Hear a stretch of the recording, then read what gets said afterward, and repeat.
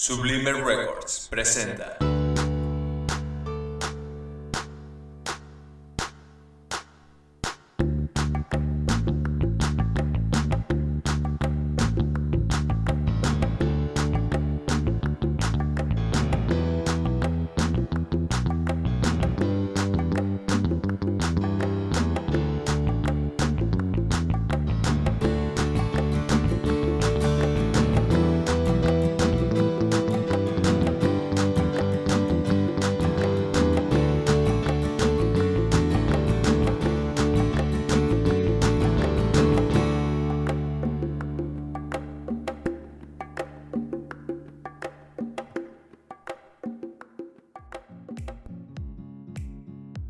¡Holis!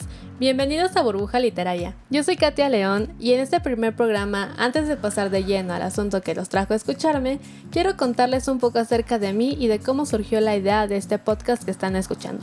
Yo soy estudiante de literatura en la Universidad Autónoma de Querétaro.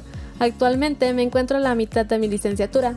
Esto es importante y se los cuento porque estudiar algo tan hermoso como lo es la literatura me ha permitido encontrarme con la mayoría de los relatos que les estaré compartiendo en este podcast. La idea de este programa nació hace un año, después de que estuve ayudando a unos compañeros de otra licenciatura a grabar unas cápsulas acerca de diversos temas de su interés.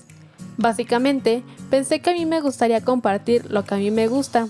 Sé que hay muchos canales de YouTube en los que hablan acerca de libros, pero hacer videos no me parecía la mejor opción para compartir la literatura, al menos no en una forma que a mí me gustaría. Entonces, yo tenía ese problema. Quería compartir esta parte de mi vida, pero no sabía exactamente qué medio podría ser el adecuado. Ahora, les tengo que decir que, por esas fechas, sin saberlo, mi mamá me dio la solución cuando me mandó un podcast que le gustó. Yo suelo escuchar algunos de vez en cuando, pero les confieso, en serio, esa idea no se había pasado por mi mente. Y la verdad es que mi mamá escucha muchísimos más podcasts que yo. Como se imaginarán, así llegué a la idea de que esta era mi mejor opción y estaba feliz con eso. Finalmente decidí que si quería hacer esto de la mejor manera posible, necesitaría ayuda, por lo que acudí a un buen amigo mío, a quien le fascinó la idea y me ha ayudado a llevar a cabo este proyecto. Es por eso que agradezco a mi amigo Juan Zavala y a Sublime Records el apoyo que me han brindado para que Burbuja Literaria viera la luz. Les quiero comentar que en este podcast, debido a cuestiones de tiempo, realmente no puedo extenderme demasiado.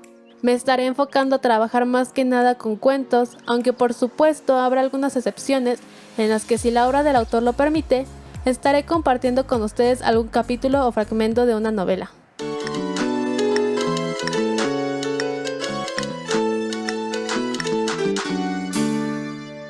Ya que los entretuve con esa historia, pasemos a lo que de verdad nos interesa y la razón por la que están escuchando este podcast. El día de hoy, como seguramente ya vieron en el título y en la descripción del capítulo, vamos a platicar un poquito acerca de Juan de Dios Peza, también conocido como el poeta del hogar, quien nació en 1852 y falleció en 1910.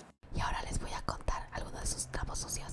Fue alumno de Ignacio Manuel Altamirano y de Ignacio Ramírez. Y no les voy a contar sus trapos sucios, eso era broma. Les cuento que la obra de Juan de Dios Peza gira en torno del hogar y la patria, elementos que claramente podrán notar en el cuento que escucharán a continuación.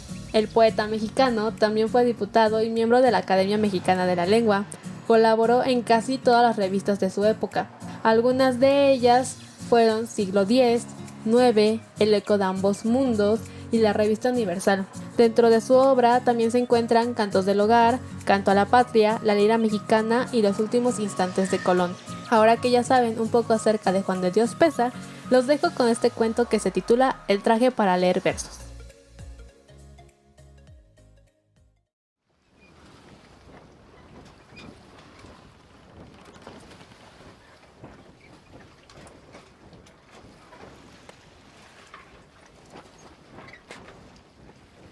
A principios del año de 1867 salía de Veracruz, rumbo a Europa, un vapor francés conduciendo a varios personajes que culminaron en el ya vacilante imperio de Maximiliano. Iba entre ellos mi inolvidable padre, que, fiel a sus principios políticos, creyó de buena fe que la monarquía y la inmigración europea salvarían al país de muchos desastres en el futuro. Y no sé si desengañado o sin voluntad para continuar en el gobierno, pues yo aún no cumplía 15 años y nada entendía de política, optó por irse al extranjero. De lo que no tengo duda es de que tanto sus amigos como sus encarnizados enemigos aplaudieron su honradez, sin tacha, única herencia que legó a sus hijos. Estaba en los comienzos de aquel destierro que duró más de 8 años, cuando se efectuó el drama de Querétaro. Y mi madre y nosotros 3 hermanos quedamos en la mayor pobreza. Para vivir se fueron vendiendo todos los objetos de la casa, que desde que nací miré siempre, sino opulenta, dotada de cuanto exige el buen parecer a una familia bien relacionada y limpia de cuna. Yo, que fui liberal desde que tuve uso de razón y que admiraba y quería a Juárez, obtuve de ese gran hombre una beca. Entré a la escuela preparatoria, comencé a escribir versos y llegó un 15 de septiembre en que, elegido por mis camaradas del colegio, tenía que ir a leer al Teatro Nacional una poesía, que a la postre resultó disparatada y llena de figurones imposibles.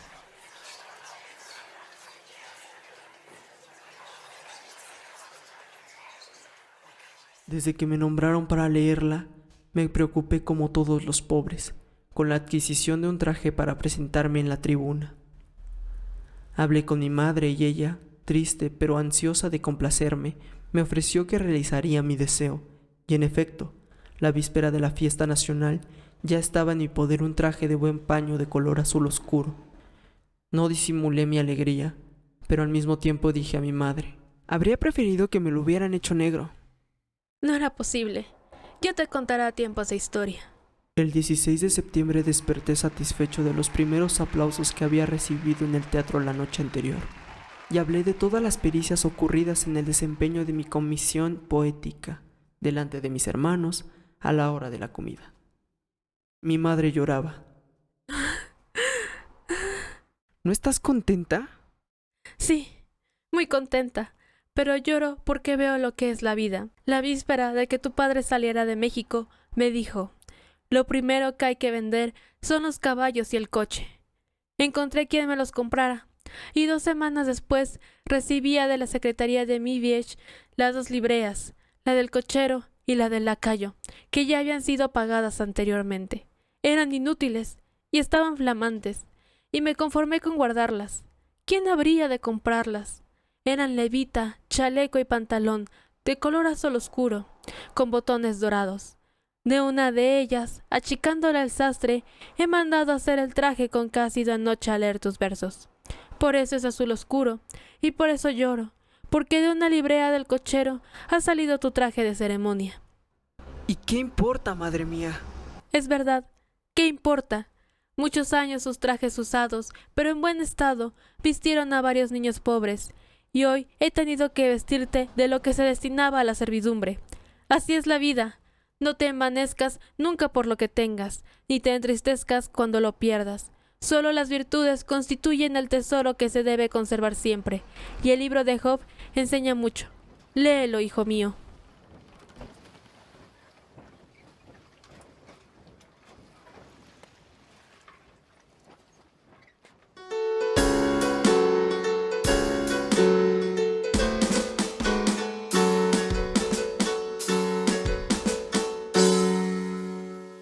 Bueno, pues ese fue el traje para leer versos. Si recuerdan lo que les mencioné antes de pasar a la lectura del cuento, se habrán dado cuenta de que, aunque es un cuento bastante corto, se puede notar por qué su autor era conocido como el poeta del hogar. El texto se desarrolla casi completamente dentro de la casa del poeta, y paralelamente se van contando los eventos históricos, como lo son el imperio de Maximiliano, la admiración del narrador por Juárez y la celebración de independencia de México. En lo personal, considero que ese cuento muestra muy bien la temática de la obra de Juan de Dios Peza. El cuento que escucharon hace unos momentos fue originalmente publicado en un libro titulado Recuerdos de mi vida, cuentos, diálogos y narraciones anecdóticas e históricas. Pero yo leí ese cuento en una antología de cuentos mexicanos del siglo XIX por Ediciones Ateneo México, que fue publicada en 1978. Esta antología me gusta mucho porque los cuentos que reúne se encuentran en lo que yo llamaría su versión original, es decir, su primera edición.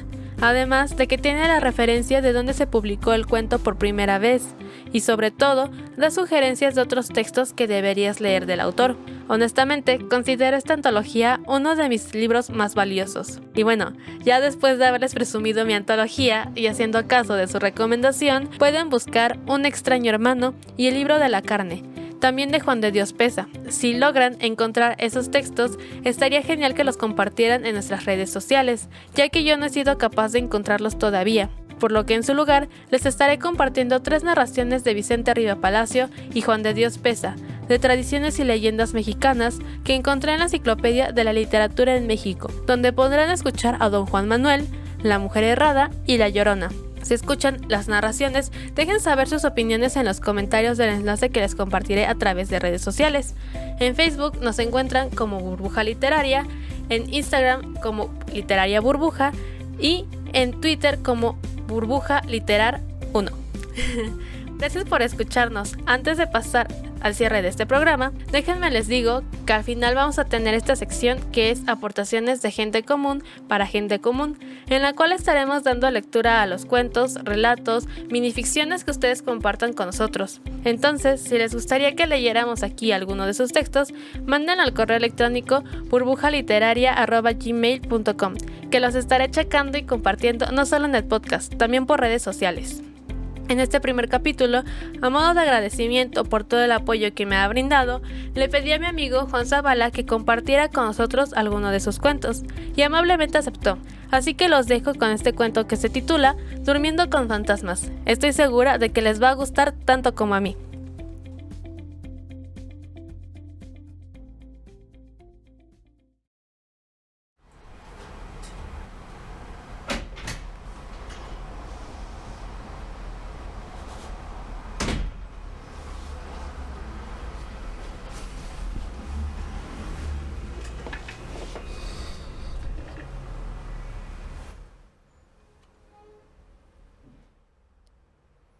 Durmiendo con fantasmas.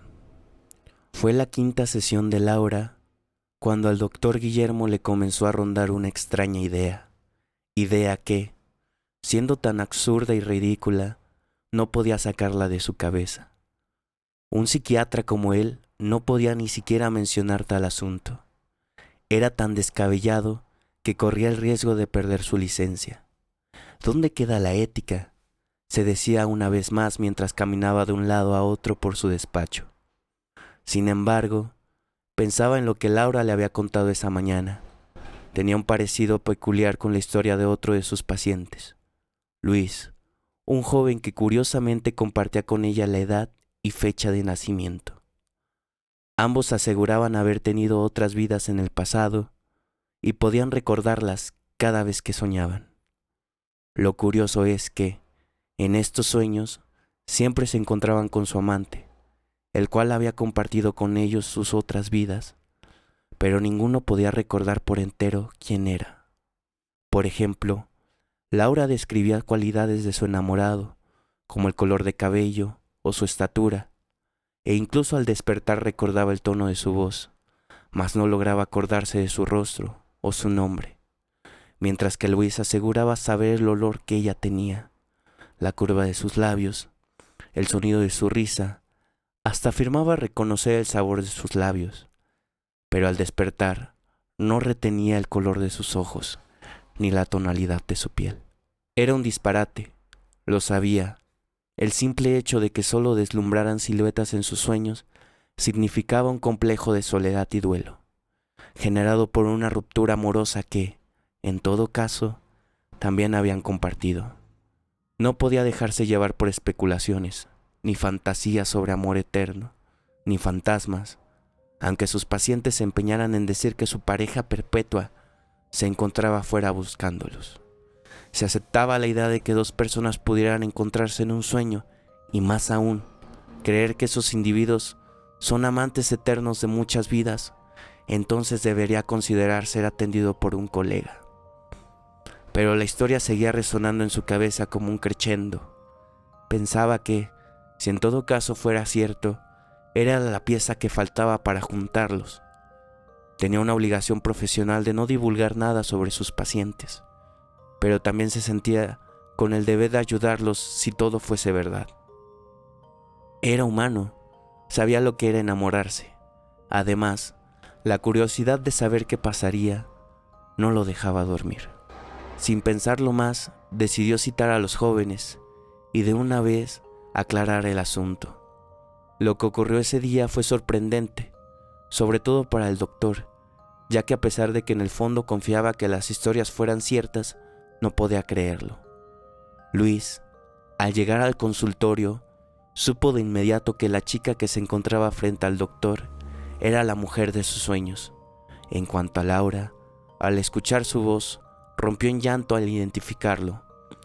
Ambos se abrazaron de inmediato y sellaron su encuentro con un largo beso. El doctor Guillermo concibió una satisfacción enorme al haberlos ayudado a reunirse. Era él el responsable de haber juntado a dos almas gemelas. Después de aquel conmovedor encuentro, los tres tomaron asiento y dialogaron de los sueños, de las otras vidas y el amor eterno. Del otro lado de la habitación se encontraba Eugenia, la secretaria del doctor Guillermo. Había llegado 30 minutos antes al trabajo y estaba ya en su escritorio escuchando al doctor Guillermo en su despacho. Pensó en interrumpirlo, pero ciertamente se sentía incómoda. Era la quinta vez que encontraba al doctor hablando solo. Sin embargo, lo que más le asustaba era que en sus monólogos él mencionara a dos pacientes, los cuales habían dejado de ir hace mucho tiempo.